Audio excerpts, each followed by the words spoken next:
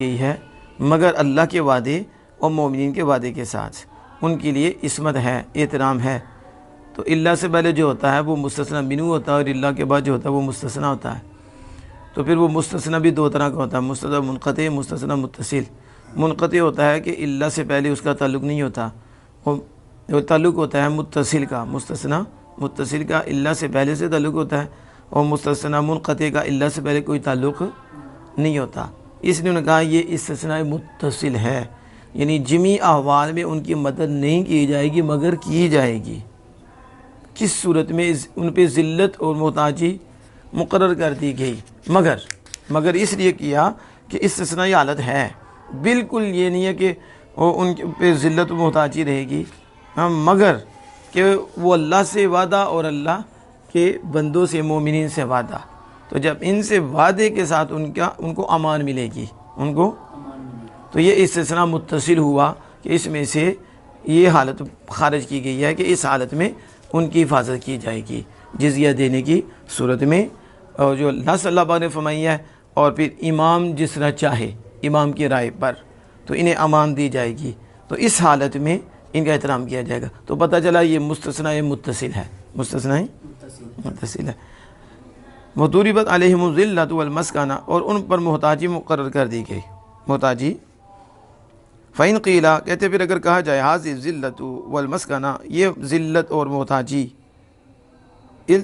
یہ التحقت بالجہود، یہودیوں کے ساتھ مل گئی، بعد ظہور دولت الاسلام، حکومت اسلام کے ظاہر ہونے کے بعد، اسلام کی حکومت کے ظاہر ہونے کے بعد یہ ذلت اور محتاجی یہودیوں کے متعلق ہو گئی۔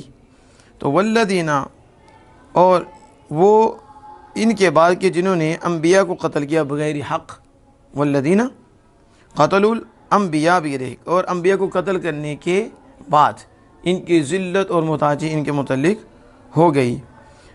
اور وہ جنہوں نے، وہ جو کانوا قبل محمد صلی اللہ علیہ وسلم، وہ جو نبی اکرم صلی اللہ علیہ وسلم سے پہلے تھے، وہ تو پہلے تھے، یعنی جنہوں نے کیا یہ نبیوں کو قتل کیا یہ آپ صلی اللہ علیہ وسلم سے پہلے یہودی تھے، انہوں نے قتل کیا کئی زمانے آپ سے پہلے تھے۔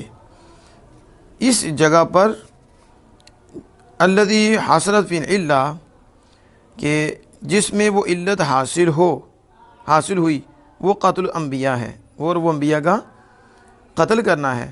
لم یحصل فی المعلول، معلول میں وہ حاصل نہیں ہوا، معلول میں علت کیا تھی؟ انبیاء کا قتل کرنا۔ تو وہ جنہوں نے قتل کیا وہ تو حضور صلی اللہ علیہ وسلم کئی سال پہلے یہودی ہوئے جو نبیوں کو قتل کیا۔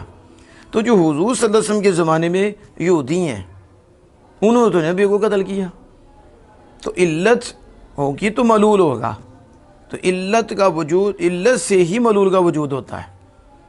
تو اس سبب سے کہ انہوں نے انبیاء کو قتل کیا تو انہوں نے تو نہیں کیا، تو جب ان میں قتل کرنا حاصل نہیں ہوا، علت نہیں ہوئی، تو پھر معلول کیسے ہوگا ان میں؟ تو کہتے ہیں کہ علت جس میں حاصل ہوئی وہ تو ہے قتل الانبیاء، علت انبیاء کا قتل ہے، جبکہ اس میں معلول حاصل نہیں ہوا، الذلہ والمسکنہ، تو معلول ذلت اور مسکنہ ہے۔ علت کیا ہے؟ انبیاء کا قتل کرنا، تو پھر کیا اس سے پایا جائے گا؟ ذلت اور محتاجی، تو پھر وہ تو نہیں پایا گیا معلول، یعنی ذلت و محتاجی نہیں پائی گئی۔ اور وہ جگہ الذی فیہ ھذا المعلول، وہ جگہ جس میں یہ معلول ہے، جس میں لم تحصل فیہ العلہ، اس میں یہ علت نہیں حاصل ہوئی، اس میں کہ وہ جگہ جس میں یہ معلول ہے، یعنی انبیاء، معلول کیا ہے کہ جس میں معلول ہے اس میں علت حاصل نہیں ہوئی۔ علت کیا؟ یہ اب جو یہودی ہیں ان میں ذلت اور محتاجی، ذلت، لیکن ان میں وہ قتل، علت تو ہے ہی نہیں، قتل حاصل ہی نہیں ہوا، قتل حاصل نہیں ہوا۔ تو پھر اس کا جواب کیا ہے؟ کہتے ہیں فکان الاشکال، یہ تو اشکال لازم آ رہا ہے آیت پہ، قتل انہوں نے کیا، علت وہ بنی، تو علت وہ بنی تو معلول بھی اس وقت یعنی ذلت اور محتاجی، تو اب ذلت و محتاجی لیکن علت نہیں، یعنی انبیاء کا قتل نہیں، تو یہ تو اشکال لازم آ رہا ہے، اشکال لازم آ رہا ہے، یہ مشکل بات ہے۔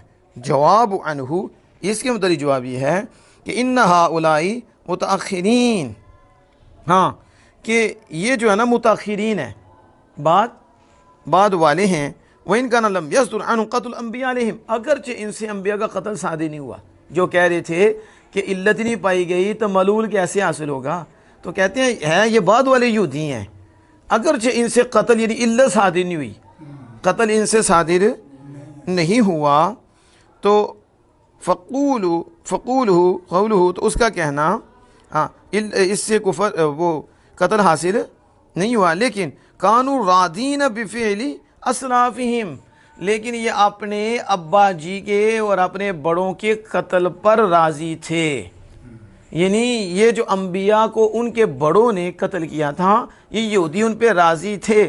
پتہ چلا جو جرم پہ راضی ہو وہ بھی مجرم ہوتا ہے، وہ بھی اگرچہ سال بیت گئے ان کی یہ کرتوتوں کے، لیکن بعد میں نسل آنے والی اس بات پہ راضی تھی کہ ہمارے ابا جان اور بڑوں نے جو کیا وہ صحیح کیا، اس لیے ان سے علت تو نہیں پائی گئی، ان سے قتل تو نہیں پایا گیا، لیکن قتل پہ راضی ہونا بھی قتل ہے، جرم ہے۔ دیکھو نا اللہ پاک نے تو یہ جواب دیا انہوں نے اس کا۔ تو پھر فَنُّسِبَ ذَلِكَ الْفِعْلُ إِلَيْهِمْ، پھر اسی فعل کی نسبت ان کی طرف بھی کر دی گئی، جو ابا جی نے بڑوں نے کیا تھا ان کے فعل کی نسبت ان کی طرف بھی کر دی گئی، کیونکہ یہ دیکھو فَعَقَرُوا النَّاقَةَ، کیا سب نے ناقہ اونٹنی کی کونچیں کاٹی تھی؟ نہیں، سب نے نہیں کاٹی تھی، لیکن سارے کاٹنے پر راضی، اسی لیے اللہ نے سب کی طرف نسبت کر دی کہ سب نے کاٹی ہیں، فَعَقَرُوا النَّاقَةَ۔ اسی طرح یہودی اپنے بڑوں کے اس کرتوت پہ راضی، تو رب نے فعل کی نسبت یہودیوں کی طرف بھی کر دی، موجودہ نبی اکرم صلی اللہ علیہ وسلم کے زمانہ۔ سمجھ آ گئی اس کی؟